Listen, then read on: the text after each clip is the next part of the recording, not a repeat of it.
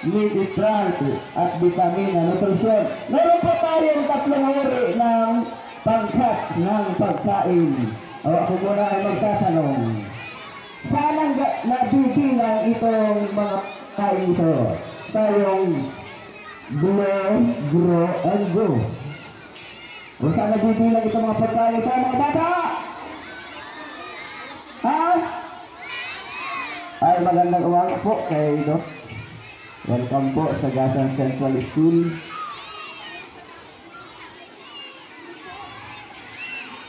Okay. Wala. So, mamaya malalaman niya sa ating mga speaker kung ano ba ito. So, dito po, hindi na tayo nagkakaroon ng mga palabas.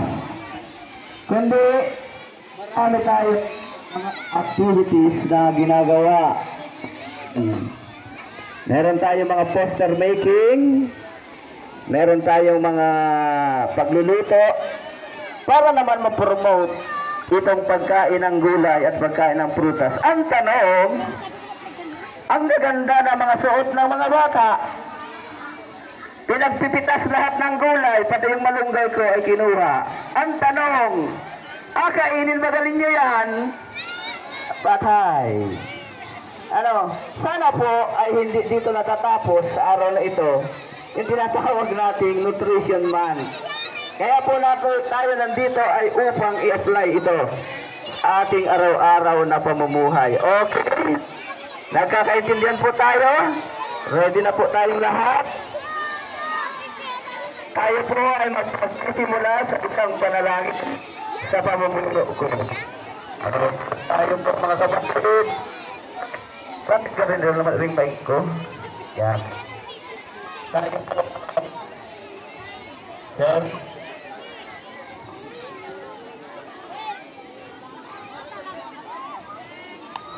Hello. Okay. Ini maganda isa. Sige. Sir.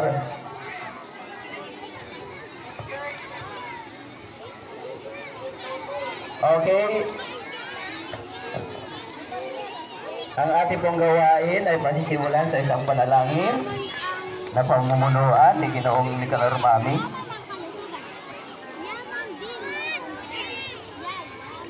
Ayan. Good.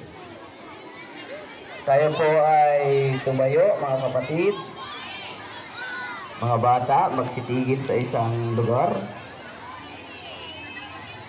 At tayo ay manalangin. Let us pray in the name of the Father, and the Son, and the Holy Spirit. Amen. O banal na Diyos, dakilang Ama, Ikaw Diyos na may gawa ng langit at lupa, ang Diyos namin noon hanggang ngayon.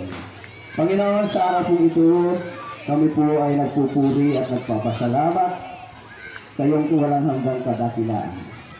Panginoon, maraming salamat po sa buhay at kalakasan na patuloy niyo pong pinagkakaloob sa amin. Bagamat kami po ay tao lamang na nagkakasala, ito po ay aming hinihingi ng kapatawaran. Panginoon, maraming salamat sa panahon, sa mga sandaling ito. Maraming salamat po sa mga batang ito, sa mga magulang, sa mga bisita, sa pagdalo sa lugar na ito. Ngayon po, Panginoon, ay ipinagdiriwang namin ang Nutrition Month. Nawa o Diyos, kami po ay samahan, ang iyong kalooban, nawa ang maghari. Patuloy mo po kami pagpalain, Panginoon. Ang mga pagkain na nagbibigay nutrisyon ay ipong pagpalain. Lalo-lalo na po, Panginoon, ang iyong salita na isang nutrisyon din pumapasok sa aming pang-spiritual na pamumuhay. Panginoon, kayo po ang lahat. To God be the glory in Jesus' name. Amen.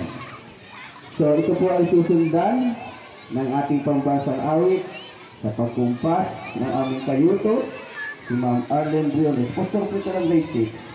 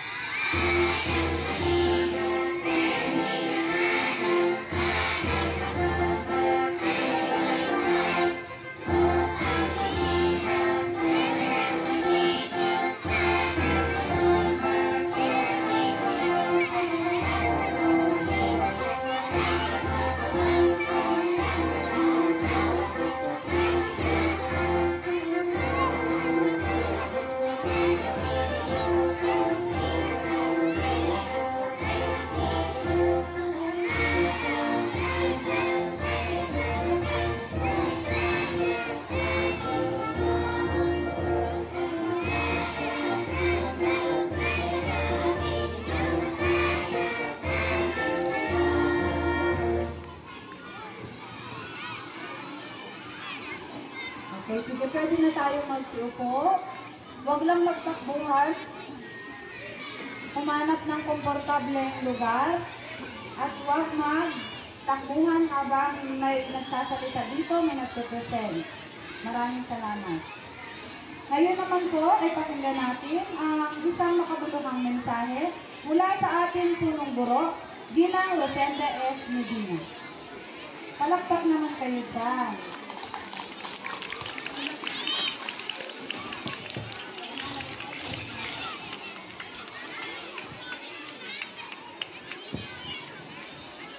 Sa aming iginagalang at minamahal na District Supervisor, Ma'am Constancia Basco, ang amin ding mapagmahal at mapag-arugang RHU, ang doktora ng Gasan, ng bayan ng Gasan, Doktora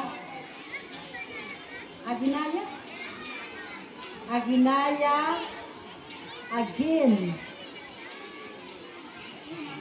Agin, ma'am. I'm sorry, baka hindi ko ako magkasala sa iyo. Ito, Ginay. Palakpakan natin si Doktora. Ayan. So, sa aming minamahal na mga magulang, anong daming kalap, mga masisipag na mga guro, mga mag-aaral, mga kaibigan, isang mainit na araw po sa ating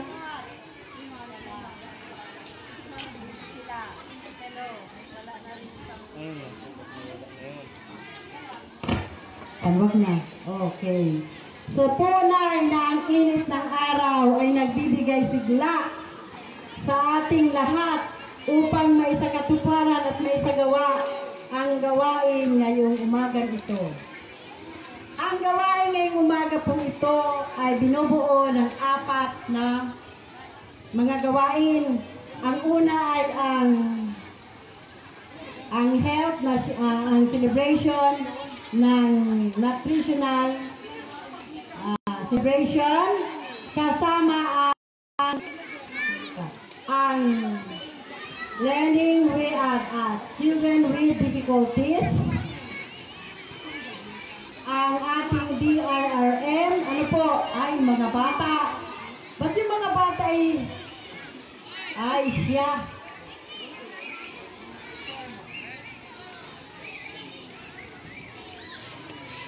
Ano pa yung isa? At ang isa, DRRM, nasabi ko na, yung inclusive education, yung health and sanitation. So sana, ang magandang araw, pagkatapos ng ilang araw, ano po, na halos bagyo-bagyo, ay magbigay ito sa atin ng inspirasyon, panibagong sigla, upang ang mga kaalaman nating matutunan sa maghapong ito ay ating isagawa lalo tigit sa ating mga anak. Ano po? Sa dahilang napakahalaga, lalo tigit ang edukasyon ng ating mga mag-aaral. Sa dahilang sinasabi nga, walang ibang mahalaga sa mundo kundi ang kalusugan. Kung wala ang kalusugan, hindi tayo makakagawa ng gawain nais nating maisagawa. Ano po? Ang mga bata hindi lagi makakapasok sa paaralan at hindi magkakaroon ng retention. Ang mga aralin ipamamahagi ng bawat guro kung ang mga bata ay hindi tama ang nutrition. Ngayong umaga ay narito sa atin si Doktora, ang bagong doktora ng ating bayan, upang magbigay din ng mensahe tungkol sa ating lahat. Lalo tinggit ang meron tayo ngayong dengue outbreak, ano po, kung saan marami sa bayan ng Gasan, marami sa mga barangay dito sa bayan ng Gasan ang mayroong dengue patients. Ano po? Kung kaya't dapat maging aware tayo sa kalinisan. Ano po? Kalinisan. Unang-una yung kalinisan ng ating kapaligiran.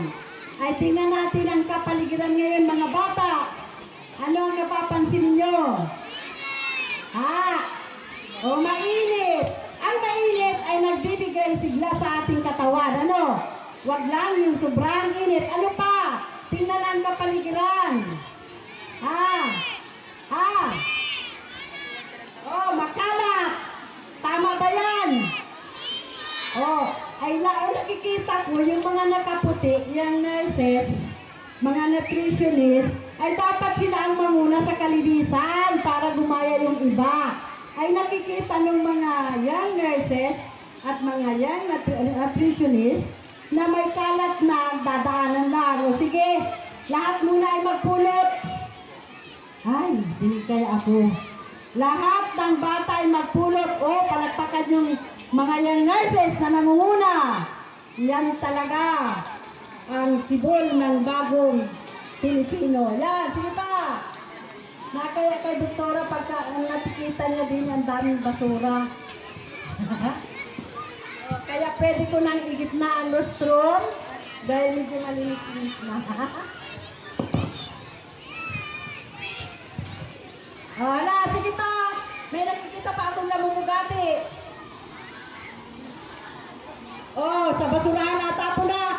Tsaka walang lakad ng lakad. Yung lakad ng lakad dyan, siguradong hindi makauwi. Yan.